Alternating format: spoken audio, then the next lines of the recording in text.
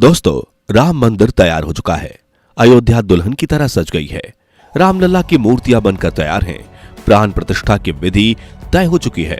अब बस इंतजार है तो 22 जनवरी का, जब 500 सालों के संघर्ष के बाद आखिरकार रामलला अपनी जन्मभूमि पर बने इस भव्य मंदिर में विराजेंगे। हर तरफ खुशी का माहौल है और पूरी दुनिया की नजर अयोध्या पर है। लेकिन अब सवाल आता है कि मूर्तिकारों द्वारा बनाई गई 3 मूर्तियों में से रामलला की कौन सी मूर्ति गर्भगृह में विराजमान होगी? कब बनेगी अयोध्या में प्रभु श्री राम की दुनिया की सबसे ऊंची प्रतिमा? अयोध्या के दौरे पर पीएम मोदी ने जनता से क्या खास अपील की और अयोध्या में कैसा हुआ चमत्कार जिसे देख दुनिया हुई हैरान? जानेंगे इस वीडियो में। लेकिन उससे पहले रामलला के सच्चे भक्त होने के नाते वीडियो को लाइक करने के साथ कमेंट में जय श्री राम जरूर लिखें। 3 मूर्तियां, 3 कलाकार और 5 साल की मेहनत। मंदिर के गर्भगृह में विराजेंगे श्वेत राम या फिर श्याम वर्ण के राम। अयोध्या में भगवान राम के बाल स्वरूप की 3 मूर्तियां बनकर तैयार हैं। तीनों को अलग अलग मूर्तिकारों ने गढ़ा है। पहली मूर्ति गणेश भट्ट ने बनाई है, दूसरी मूर्ति सत्यनारायण पांडे ने बनाई है और तीसरी मूर्ति अरुण योगीराज ने बनाई है। फिलहाल तीनों मूर्तियों को अयोध्या के कार सेवकपुरम में रखा गया है और इन तीनों मूर्तियों को जांच परख कर श्री राम जन्मभूमि ट्रस्ट के सदस्यों ने अपना मत दे दिया है। ज्यादातर सदस्यों को श्वेत मूर्ति पसंद आई है, मगर फाइनल फैसला ट्रस्ट के अध्यक्ष नृत्य गोपाल दास करेंगे, जिसके बाद चुनी गई मूर्ति की पूजा अर्चना शुरू की जाएगी और 17 जनवरी से रामलला को अयोध्या भ्रमण पर ले जाया जाएगा और 22 जनवरी के दिन रामलला मंदिर के गर्भगृह में विराजेंगे।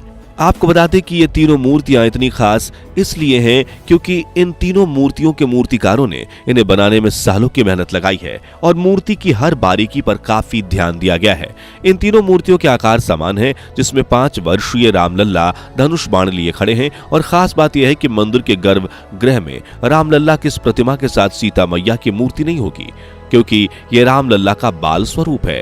मूर्ति की ऊंचाई 51 इंच है और सोने के जिस सिंहासन पर रामलला विराजमान होंगे उनकी ऊंचाई 8 फीट पर होगी। रामलला कमल के पुष्प पर खड़े होंगे और गर्भगृह में इस प्रतिमा को ऐसे ही स्थापित किया जाएगा कि 30 मीटर की दूरी से भी भक्तजन इसका दर्शन कर पाएं। इसके अलावा शायद आप में से काफी कम लोग ही जानते होंगे कि अयोध्या नगरी में प्रभु श्री राम की भव्य प्रतिमा बनाई जा रही है। तकरीबन 181 मीटर ऊंचाई वाली ये प्रतिमा स्टैच्यू ऑफ यूनिटी जितनी ऊंची होगी, लेकिन सिंहासन पर छतरी के साथ इस प्रतिमा की ऊंचाई 251 मीटर होगी। इसी के साथ स्टैच्यू ऑफ लॉर्ड रामा दुनिया का सबसे ऊंचा स्टैच्यू बनेगा। उत्तर प्रदेश सरकार ने यह प्रोजेक्ट स्टैच्यू ऑफ यूनिटी बनाने वाली कंपनी L&T को ही सौंपा है और इस बजट पर तकरीबन 2500 करोड़ रुपए खर्च किए गए हैं। बताया जा रहा है कि स्टैच्यू की डिजाइन तैयार कर दी गई है और सरकार ने शहर के बाहर बड़ी जमीन खरीदने का बजट भी बना लिया है और राम मंदिर के उद्घाटन के बाद इस प्रतिमा को बनाने का काम जोरों शोरों से शुरू होगा। हालांकि इसे बनकर तैयार होने में अगले 3 साल का समय जरूर लग जाएंगे। लाखों श्रद्धालु बल्कि अयोध्या पहुंची वानर सेना और महान जटायु के वंशज, ये है प्रभु श्री राम के प्रति इन जानवरों की श्रद्धा का चमत्कार।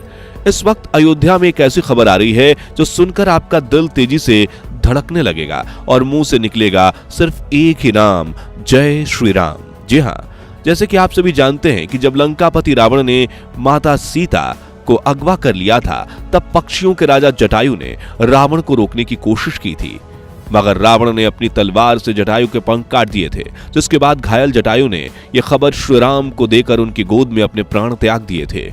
इन जटायु यानी गिद्धों को पर्यावरण का मित्र माना जाता है, क्योंकि वो मृतक प्राणियों के अवशेषों को खाकर पर्यावरण को स्वच्छ बनाए रखने में महत्वपूर्ण भूमिका निभाते हैं। हालांकि पिछले कई सालों से दुनिया भर में गिद्धों की संख्या काफी कम हो चुकी है और उन्हें लुप्त प्रजाति के पक्षियों में शामिल किया गया है। लेकिन आपको ये जानकर हैरानी होगी कि रामलला की प्राण प्रतिष्ठा के शुभ अवसर पर अचानक से अयोध्या के मलिकपुर के जंगलों में गिद्धों का कई झुंड आ पहुंचा है और वो पिछले कुछ दिनों से इन्हीं जंगलों में रहने लगे हैं, मानो वो जटायु के रूप में प्रभु श्री राम का स्वागत करने आए हो।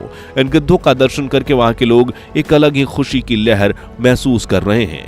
इसके अलावा बताया जा रहा है कि न सिर्फ गिद्ध बल्कि अयोध्या में पूरी वानर सेना भी पहुंच चुकी है, क्योंकि पिछले कुछ दिनों में अयोध्या में कई बंदर और भालू इत्यादि जैसे प्राणी काफी ज्यादा मात्रा में दिखने लगे हैं। राम मंदिर पहुंचे श्रद्धालुओं की तरफ से हजारों तोहफे, कोई लाया अभिषेक के लिए पवित्र जल तो किसी ने भेंट किया अपने जीवन का सबसे बड़ा आविष्कार।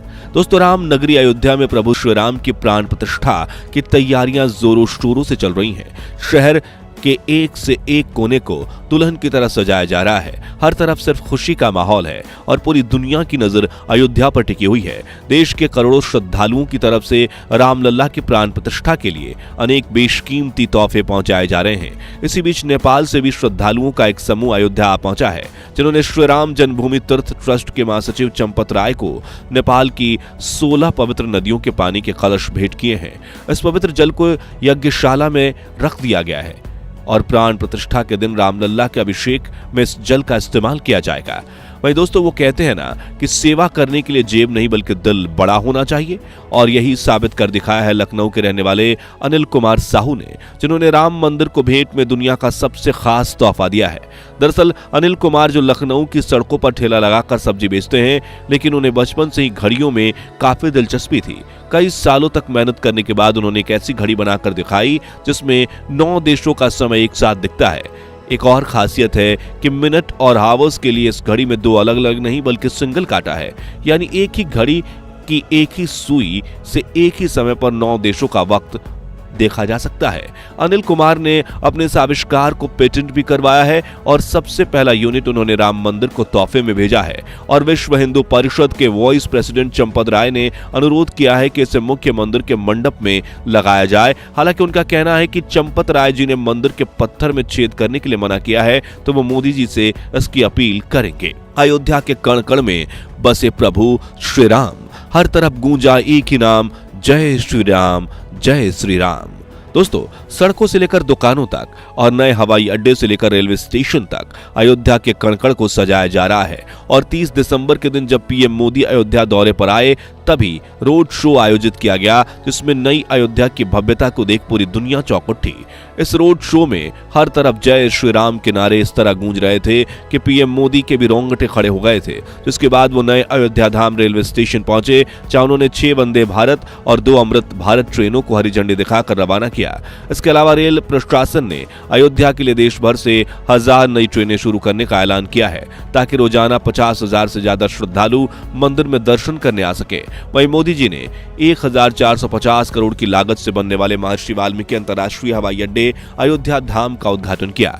इस हवाई अड्डे के टर्मिनल भवन का क्षेत्रफल 6500 वर्ग मीटर होगा, जो कि सालाना 10 लाख यात्रियों को हैंडल कर पाएगा और अयोध्या में टूरिज्म बढ़ेगा। इसके अलावा उन्होंने रोड शो के बाद 140 करोड़ देशवासियों से खास अपील की कि 22 जनवरी के दिन जब अयोध्या में प्रभु विराजमान होंगे, तब अपने घरों में श्री राम ज्योति जलाएं और दिवाली मनाएं, यानी उस दिन पूरा देश जगमगा उठेगा। दोस्तों, आप सभी जानते ही होंगे कि सुप्रीम कोर्ट में जब राम मंदिर और बाबरी मस्जिद को लेकर विवाद चल रहा था, तब अपने फैसले में सुप्रीम कोर्ट ने मुस्लिम कम्युनिटी को मस्जिद बनाने के लिए अयोध्या के ही धन्नीपुर में जमीन मुहैया करवाई थी। जिसके बाद 26 जनवरी 2021 के दिन उत्तर प्रदेश सुन्नी सेंट्रल वक्फ बोर्ड ने तिरंगा लहराकर इसके निर्माण की प्रक्रिया प्रारंभ की थी। इस मस्जिद का नाम पैगंबर मोहम्मद के नाम पर मोहम्मद बिन अब्दुल्लाह मस्जिद रखा गया है और अब 5 एकड़ जमीन पर बन रही इस मस्जिद की डिजाइन भी फाइनल हो चुकी है और आने वाले कुछ सालों में इस पवित्र स्थल के निर्माण का कार्य भी समाप्त हो जाएगा। इसके बाद एक बार फिर मस्जिद में 5000 से भी ज्यादा नमाजी नमाज अदा कर सकेंगे। वहीं इस इलाके में न सिर्फ मस्जिद बल्कि हॉस्पिटल, म्यूजियम, लाइब्रेरी और रोजाना 2000 लोगों को भोजन बनाने के सक्षम कम्युनिटी किचन भी बनाया जा रहा है। बता दें कि मोहम्मद बिन अब्दुल्लाह मस्जिद और राम मंदिर के बीच करीब 25 किलोमीटर का डिस्टेंस है और न सिर्फ मुस्लिम बल्कि हिंदू कम्युनिटी भी इस मस्जिद के निर्माण में सहयोग कर रही है। ठीक वैसे ही जैसे राम मंदिर के निर्माण को देख अयोध्या के मुस्लिम भी खुश हैं। तो दोस्तों, इस तरह अयोध्या नगरी में एक तरफ मस्जिद बन रही है तो दूसरी तरफ राम मंदिर, और इसे ही तो कहते हैं विविधता में एकता। तो चलिए सदियों पुराने विवाद को भूलकर आज कमेंट बॉक्स में ना हिंदू ना ही मुस्लिम बल्कि भारतीय बनकर एक दूसरे को बधाई देते हैं। साथ ही वीडियो अच्छा लगा हो तो इसे लाइक और शेयर जरूर कीजिए और राम नगरी अयोध्या से जुड़े ऐसे ही अपडेट्स के लिए हमारे चैनल को सब्सक्राइब करके पास वाली घंटी जरूर बजा दीजिए। धन्यवाद।